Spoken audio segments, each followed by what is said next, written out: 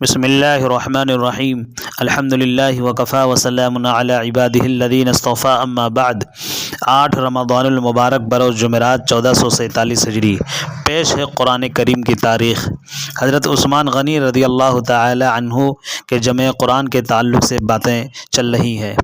خطبے کے بعد حضرت عثمان غنی رضی اللہ تعالی عنہ نے لوگوں کو جمع کر کے جو خطبہ دیا، خطبہ دینے کے بعد حضرت حفصہ کے پاس حضرت عثمان غنی رضی اللہ تعالی عنہ نے یہ پیغام بھیجا کہ آپ کے پاس حضرت ابو بکر کے زمانے کے جو صحیفے موجود ہیں وہ ہمارے پاس بھیج دیجئے، ہم ان کو مصاحف میں نقل کر کے آپ کو واپس کر دیں گے۔ حضرت حفصہ رضی اللہ تعالی عنہ نے وہ صحیفے حضرت عثمان غنی رضی اللہ تعالی عنہ کے پاس بھیج دیے۔ حضرت عثمان غنی رضی اللہ تعالی عنہ نے 4 صحابہ کی ایک جماعت بنائی اور ان کو اس کام پر مامور کیا گیا کہ وہ حضرت ابو بکر کے صحیفوں سے نقل کر کے کئی ایسے مصاحف تیار کریں جن میں صورتیں بھی مرتب ہوں۔ ان 4 صحابہ میں سے حضرت زید انصاری تھے اور باقی تینوں حضرات قریشی تھے، اس لیے حضرت عثمان غنی رضی اللہ تعالی عنہ نے ان سے فرمایا کہ جب تمہارا اور زید کا قرآن کے کسی حصے میں اختلاف ہو تو اسے قریش کی زبان کے مطابق لکھنا، اس لیے کہ قرآن کریم انہی کی زبان میں نازل ہوا ہے۔ فتح الباری جلد 9 صفحہ 13 تا 15۔ عہد رسالت، عہد صدیقی اور عہد عثمانی میں جمع قرآن کے درمیان فرق۔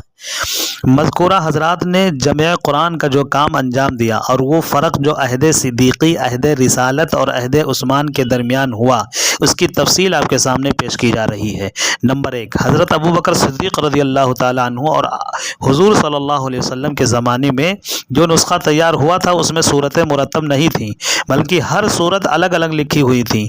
ان حضرات نے تمام صورتوں کو ترتیب کے ساتھ ایک ہی مصحف میں لکھا۔ نمبر 2، قرآن کریم کی آیات اس طرح لکھیں کہ ان کے رسم الخط میں تمام متواتر قراتیں سما جائیں، اس لیے ان پر نہ نقطے لگائے گئے اور نہ حرکات، تاکہ اسے تمام متواتر قراتوں کے مطابق پڑھا جا سکے۔ مثلا ننشزوہا اس طرح لکھا کہ ننشزوہا اور ننشزوہا دونوں طرح پڑھا جا سکے، کیونکہ یہ دونوں قراتیں درست ہیں۔